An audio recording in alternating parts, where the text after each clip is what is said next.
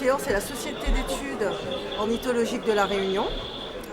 Et je suis chargée d'études sur le busard de Maya, qu'on appelle le papang sur l'île de La Réunion et qui n'existe que là-bas. Bon, déjà, c'est le seul rapace nicheur de La Réunion, puisqu'on a perdu malheureusement une espèce de faucon et une espèce de hibou suite à la colonisation de l'île depuis 400 ans.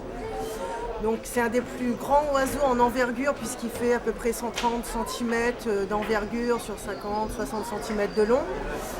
Et donc on peut le voir planer au-dessus des grandes forêts de l'île. Donc le mâle il est blanc et noir contrasté, la femelle elle est brune avec des couleurs brunes, blanches, striées.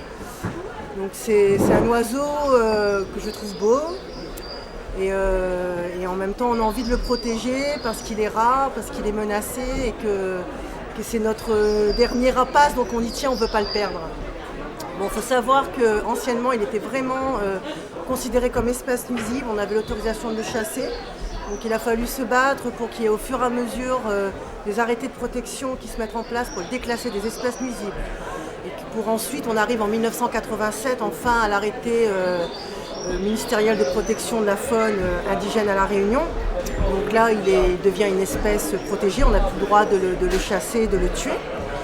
Et cependant, malgré les outils juridiques en fait, qui sont aujourd'hui présents, on a à la SEOR donc un centre de soins où tous les oiseaux blessés nous sont amenés. Et notamment, en fait, le busard de Maya, quand il arrive à la SEOR, la moitié des cas sont dus à du braconnage par tir de fusil. Donc il est considéré, les rapaces ont toujours eu, de par le monde, pas simplement sur l'île, mais une mauvaise image. Oiseau de malheur, oiseau de proie, donc c'est une image à réhabiliter, que ce soit sur l'île ou ailleurs. Parce que dernièrement, j'ai fait beaucoup de terrain pour recenser en fait, la population de cette espèce. Et je m'aperçois quand même que les gens qui vivent là où le papang niche, ils l'aiment.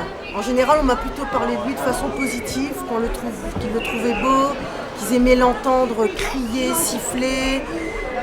Donc au jour d'aujourd'hui, j'ai envie de dire, le braconnage continue, mais j'ai l'impression que les gens, que les nouvelles générations